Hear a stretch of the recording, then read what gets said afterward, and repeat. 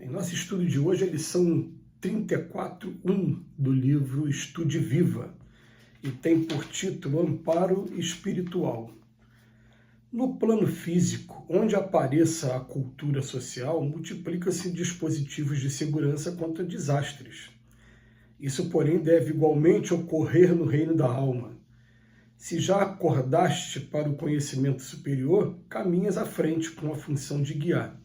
Convence-te de que quanto mais se te amplia o aperfeiçoamento íntimo, mais dilatado o número dos olhos e dos ouvidos que te procuram ver e escutar, de vez que todos aqueles que se afinam contigo em subalternidade espiritual passam mecanicamente a condição de aprendizes que te observam.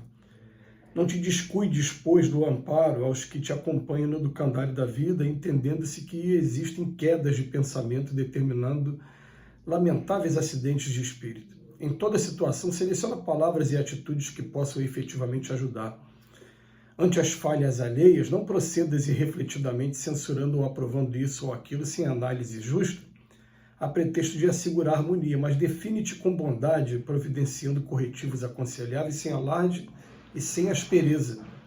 Se aparece a necessidade de advertência ou repreensão, já que toda escola respeitável reclama disciplina, oferece o próprio exemplo no dever retamente cumprido antes de falar, e falando escolhe tanto quanto seja possível lugar, tempo e maneira, segundo os comprometimentos havidos na causa do bem comum. Lendo noticiários calamitosos ou livros indesejáveis, destaca os assuntos que te pareçam dignos de apreço e examina-os com os irmãos do teu nível de experiência, evitando comentários inconvenientes com os amigos de entendimento imaturo. Espalhando publicações ou divulgando-as, consagra a atenção apenas àquelas suscetíveis de beneficiar os leitores. Diante de todas as divergências, conflitos, desesperos e inquietações, articula ideias de paz e pronuncia frases de paz, sem desconhecer, embora que todos nos achamos em luta incessante contra o mal e que nenhuma pessoa realmente esclarecida pode acreditar-se em ilusória neutralidade. Pacifica os outros através da tua cooperação despretensiosa e espontânea na formação da tranquilidade alheia, sem enganar a ninguém com a expectativa de um sossego que só existe naqueles que fogem das próprias obrigações e que nunca se previnem contra a desordem. Administra onde estiveres o auxílio espiritual com a alavanca do próprio equilíbrio, vigilância sem violência, calma sem preguiça, consolo sem mentira, verdade sem drama. Se já sabes o que deves fazer no plano da alma, trazes o coração chamado a instruir e o professor verdadeiro, enxergando mais longe, não apenas informa e ensina, mas também socorre e vela.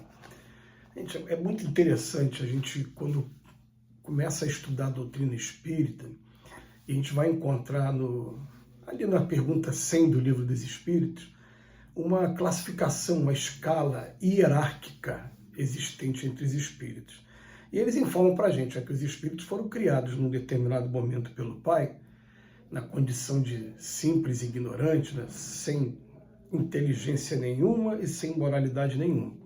E que conforme eles vão evoluindo, vão, em primeiro lugar, adquirindo inteligência e depois adquirindo moralidade para aprender a utilizar a inteligência da melhor maneira, eles vão assumindo, vamos colocar assim, degraus de uma escada evolutiva que dizem os espíritos que, sob o ponto de vista evolutivo, moral, ela é só para frente, ela nunca vai ter retrocesso. Ninguém retrograda, todo mundo progride o tempo todo.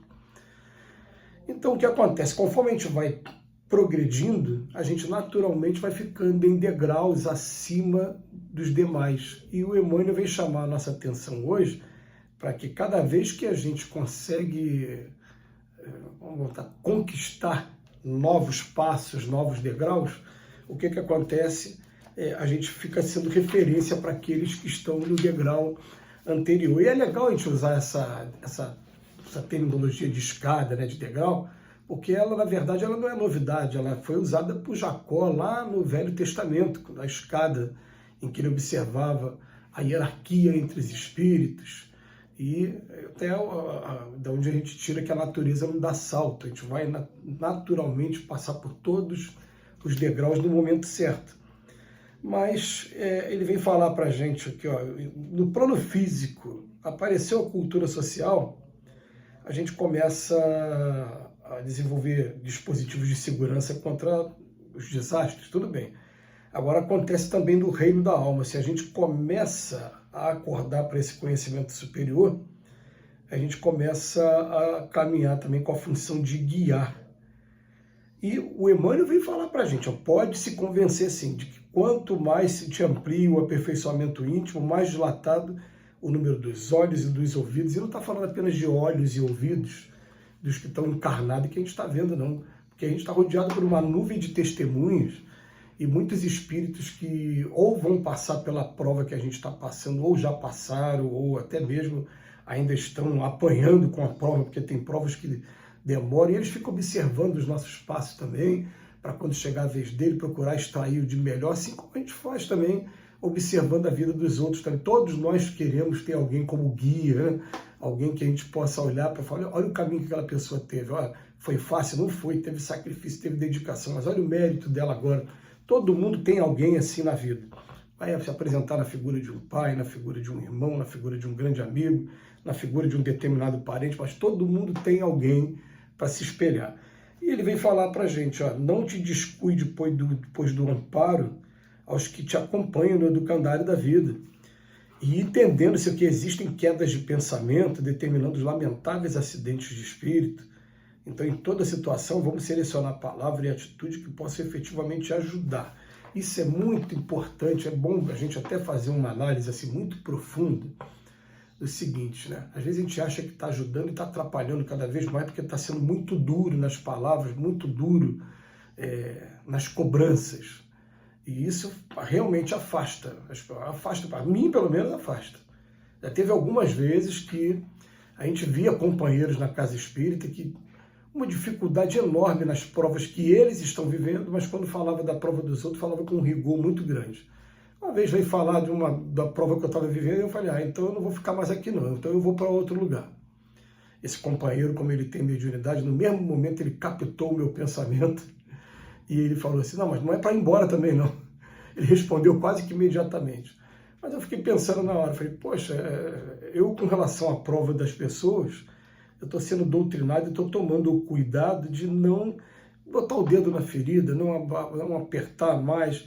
Aí, às vezes a pessoa fala da sua prova de maneira tão rigorosa como se você fosse a escória do progresso moral, né? Você fica se sentindo mal. Então a gente tem que tomar muito cuidado com as palavras, com os termos que a gente usa e até a maneira como a gente às vezes quer incentivar.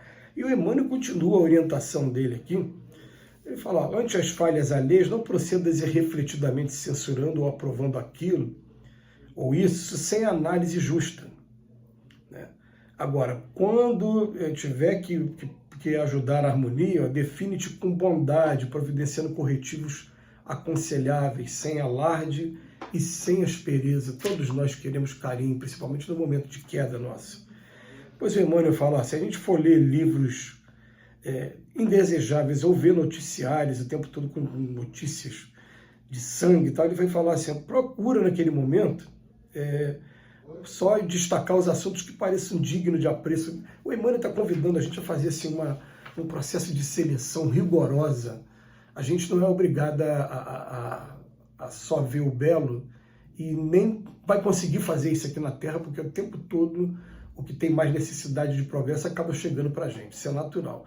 Mas pelo menos a gente consegue se extrair de tudo. Eu estava conversando um dia desse com um amigo sobre a figura de Leopoldo Machado, esse querido baiano, espírita, que é o patrono da nossa casa. Ele falava que a casa espírita não pode se parecer com câmara mortuária, que a gente tem que ter alegria, mas alegria cristã.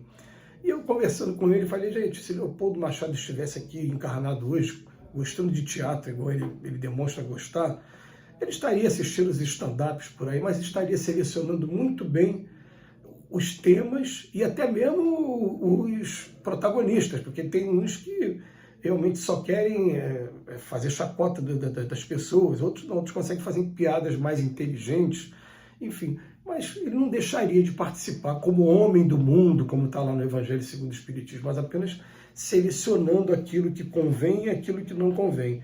Então, diante de todas as divergências, conflitos, desesperos e inquietações, vamos articular sempre ideias de paz, e pronunciar frases de paz. É o conselho que o Emmanuel está dando para a gente. Que Jesus nos abençoe hoje e sempre.